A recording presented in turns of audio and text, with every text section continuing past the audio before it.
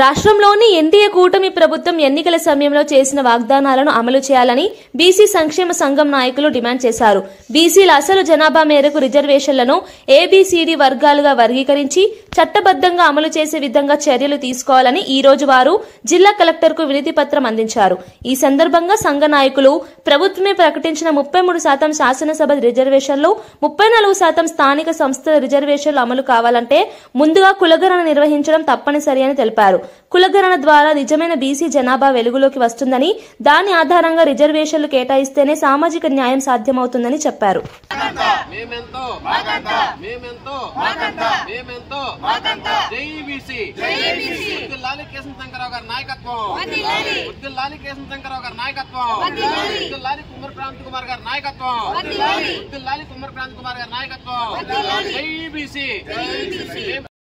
కూటమిలో ఈ రోజంతా మేము అరగారు జిల్లా మా అధ్యక్షులు కార్యవర్గంతా కూడా కలిసి ఈరోజు ఇవ్వడం జరిగింది. వారందరూ కూడా ప్రత్యేకమైన ధన్యవాదాలు తెలియజేస్తున్నాం.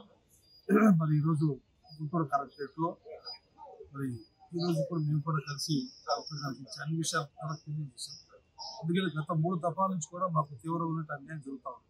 స్థానిక సంస్థల ఎన్నికలు ప్రతి ఎలక్షన్ అప్పుడు కూడా బీసీలే మా వెన్నుముక, బీసీలే మా బ్యాక్, బీసీ లేదు, పార్టీ లేదు, లేదా ఇంకోటి లేదు, రకరకాల పార్టీలు అన్ని పార్టీలు కూడా అదే విధంగా మాట్లాడారు.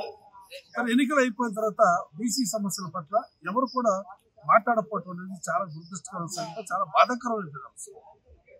ముందు కిరణ్ కుమార్ రెడ్డి గారు ముఖ్యమంత్రిగా ఉన్నప్పుడు, అదేవిధంగా తర్వాత చంద్రబాబు నాయుడు గారు ముఖ్యమంత్రి అయిన తర్వాత జగన్మోహన్ రెడ్డి గారు ముఖ్యమంత్రి అయిన తర్వాత, మళ్ళీ ఇప్పుడు చంద్రబాబు నాయుడు గారు ముఖ్యమంత్రి అయిన తర్వాత మా యొక్క ఆలోచన, మా యొక్క సమస్యలు ఏంటి? స్థానిక సంస్థల్లో మాకు తీవ్రమైన అన్యాయం జరుగుతూ ఉంది.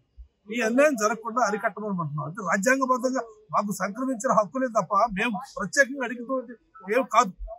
ముఖ్యమంత్రి గారు 33% చట్టసభలో రిజర్వేషన్ ఇస్తానన్నారు, స్థానిక సంస్థలు 34% ఇస్తానన్నారు, బీసీ రక్షణ చట్టం చేస్తామన్నారు. అదేవిధంగా కులగణాంకాలు కూడా చేసి మీకు న్యాయం చేస్తామని చెప్పారు. అది మీరు చెప్పేది మేము చేయండి సార్ అనేటటువంటి మేము రిక్వెస్ట్తోనే ఈరోజు 26 జిల్లాలో కూడా మేము ప్రభుత్వం కూడా జరిగింది. అదేవిధంగా మరి నరేంద్ర మోడీ గారు చట్టసభలో కూడా బీసీ రిజర్వేషన్ కల్పించాలని చెప్పని మేము ప్రధానమైన డిమాండ్ కూడా చేస్తా ఉన్నాం. స్థానిక సంస్థలు కానీ చట్టసభలో కానీ ఏదైనా సమగ్ర కులగణాంకాలు జరగకపోతే ఎక్కడ కూడా న్యాయం జరిగే విధంగా ఈ వర్గానికి లేదు అనేది డెడికేటెడ్ కమిషన్ వేయాలి. అదేవిధంగా ఇంపీరియల్ డేటా కలెక్ట్ చేసి సమగ్ర కులగణాంకాలు చేస్తేనే వీటన్నిటి కూడా పరిష్కార మార్గమని మరి రాష్ట్ర ప్రభుత్వానికి, కేంద్ర ప్రభుత్వానికి విన్నవిస్తూ ఈ రోజు కలెక్టర్ గారు కలిసి గ్రీవెన్స్ లో ఇవ్వడం జరిగింది. కలెక్టర్ గారు కూడా తప్పనిసరిగా ప్రభుత్వం దృష్టికి నేను తీసుకెళ్తానని వారు కూడా హామీ ఇవ్వడం కూడా